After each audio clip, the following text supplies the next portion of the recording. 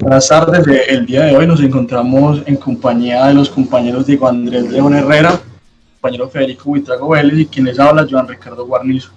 El día de hoy vamos a exponerle al profesor Sebastián Hurtado Correa el capítulo 3 del libro denominado Empresas y Empresarios en la Historia de Colombia. Es un libro que recopila pues algunos empresarios de Colombia que datan del siglo XIX, XX y XXI, ¿cierto? Entonces vamos a proceder con el capítulo 3 que nos habla de los empresarios y ganaderos en la costa atlántica.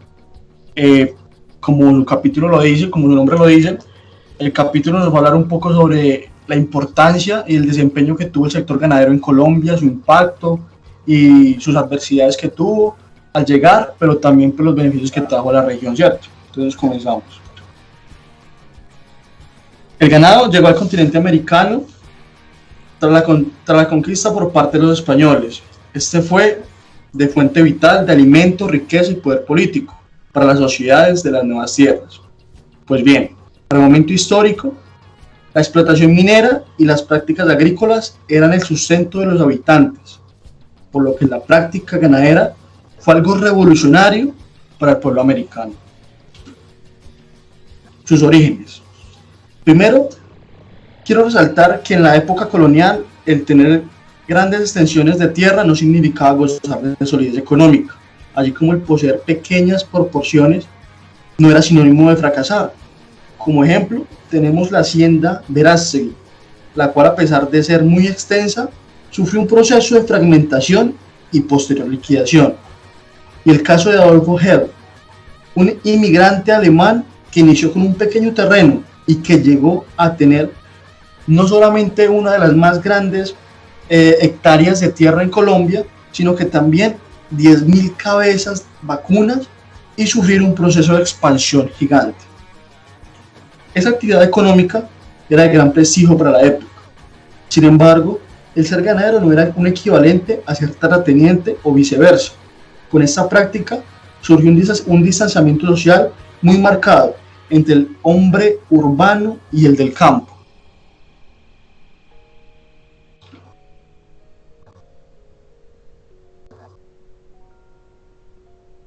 ¿Y quién va a seguir, pues? Diego. Listo, disculpen, tenía el micrófono silenciado. Listo, a continuación vamos a hablar entonces sobre algunas características del ganado, ¿cierto? Colombia, como podemos observar a lo largo de la historia, no ha sido una de las grandes características o no se ha resaltado por el ganado a nivel mundial. Siempre ha sido elementos como el tabaco, el café, el petróleo, banano, incluso las industrias textiles. Pero no fue sino hasta que un importante historiador norteamericano empezar a observar que la ganadería siempre había sido una de las principales industrias en Colombia, incluso desde tiempos coloniales. Siempre había una riqueza nacional en este sentido. Bueno, la costa atlántica siempre fue una gran incógnita sobre si en verdad fueron grandes o no pioneros de esta industria. Hubo una familia, los Verástegui, en la cual la época postcolonial, pues aparentemente eran como que grandes ganaderos de la región, pero a medida que pasaban los años eran tan solo unos terratenientes que poseían tierra y alquilaban a otros ganaderos.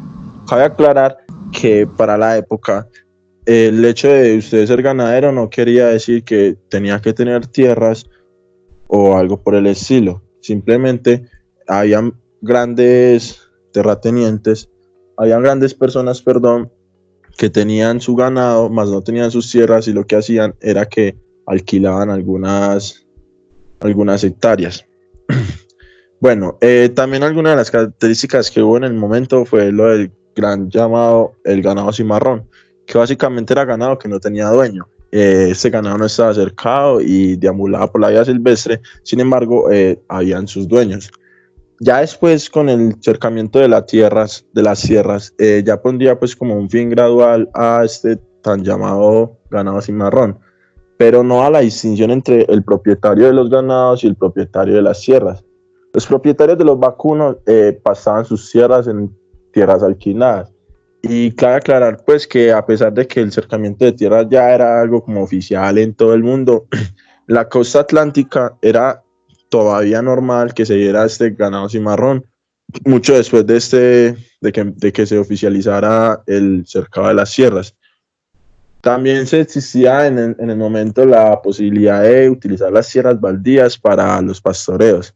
Ya los procesos de colonización de tierras y adjudicación de baldíos, estuvieron rodeados de conflictos por eso mismo, porque no se podían distribuir correctamente las tierras. ¿Quién sigue? Bueno, ahora pasaremos a hablar un poco de las condiciones tanto positivas como negativas que tenía la región. Según varios historiadores, la costa atlántica tenía mucha riqueza en cuanto a los recursos naturales, por lo que eran tierras perfectas para la crianza del ganado. Sin embargo, algunas de las zonas sufrían inundaciones y sequías durante largos periodos en el año, por lo que eran inhabitables para el ganado. Esto generaba que los ganaderos tuvieran que inyectar mayor capital para intensificar la producción y adecuar las zonas para una crianza perfecta de esta especie. Además, se tenía en la zona y prácticamente en toda la región, en todo el territorio colombiano, que era del transporte. Pues como bien se sabe, el territorio colombiano es muy fragmentado y con muchas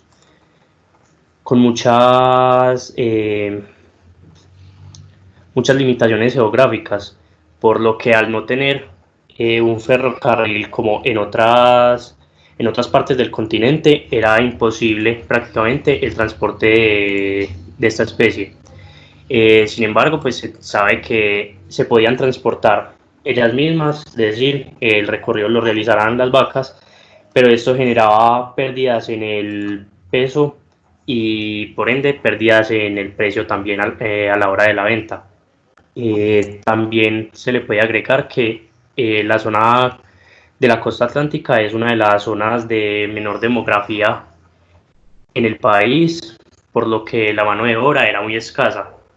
Entonces, a las condiciones favorables que tenía la ganadería en el país, como serían la poca inyección de capital que se requería al inicio, teniendo buenas condiciones en las hectáreas, se veía afectado pues por todas estas condiciones adversas.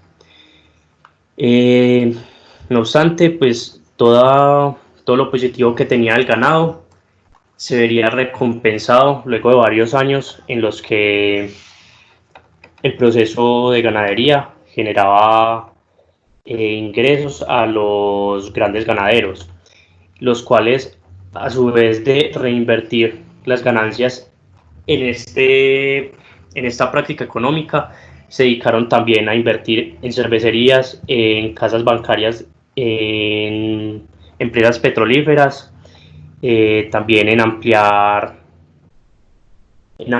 su mercado, viendo las oportunidades y las limitaciones que este tenía, generando que pues, toda la práctica ganadera fuera muy lucrativa y aparte permitiera ampliar la visión de estos grandes empresarios. Diego.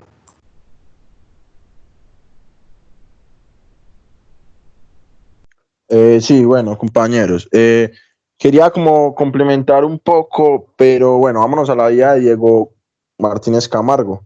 Bueno, Diego Martínez Camargo fue un gran empresario para la época, quien incentivó mucho este comercio del ganado. La vida que este personaje tuvo fue pues muy impresionante a nivel de la costa atlántica.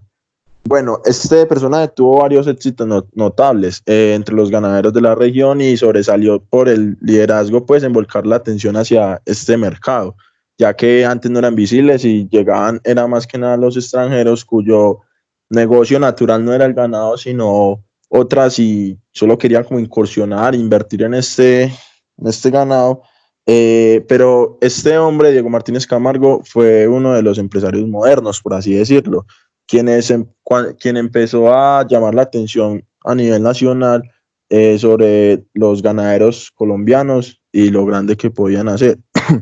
Y este hombre abrió, por así decirlo, las oportunidades a un mercado externo, ya no solo interno, sino que externo. Escribió también sobre problemas del ganado vacuno, se asoció con ganaderos costeños y de otras regiones del país para crear así grandes sociedades, y promovió la industrialización del sector vinculado pues al capital extranjero, que como lo dije, abrió muchas oportunidades al mercado externo. Bueno, también podría decirles pues que el establecimiento del frigorífico de Coveñas fue también una de las grandes obras, por así decirlo, apadrinadas por este hombre, ya que, por así decirlo, a comparación de Argentina, Colombia no tenía tanta, puedo decirlo, especialidad en este tipo de procesos, y este hombre vino a abrirnos, por así decirlo, la mente. Fue también el primero en exportar el ganado a Cuba y promovió, pues como lo dije, la industrialización del sector extranjero más que nada. Abrió mucho las puertas del ganado en Colombia al exterior. Y ya como para también complementar un poco sobre algunas de las características, era también que no está de más decir que el ganado se comportaba en términos económicos de una manera irracional. ¿Por qué? Es que esta era una plática más que nada como por el estatus social y no para un fin lucrativo. Y ya. Podríamos decir también pues que en conclusión el texto nos da un dato en sí, no nos da un dato específico de los ganaderos costeños, pero se puede decir que fue una actividad que estuvo como predominante en manos nacionales, aunque participaron algunos inmigrantes extranjeros que también hicieron levantar este mercado, por así decirlo, y de que no todos los ganaderos eran dueños de tierra, ni tampoco la industria fue exclusiva solo para los latifundistas, ni tampoco todas las haciendas existentes crecieron dedicadas a la ganadería extensiva. Y pues cabe aclarar que la ganadería inició desde la segunda mitad del siglo XIX y tuvieron su origen en la colonia, pues desde esa época.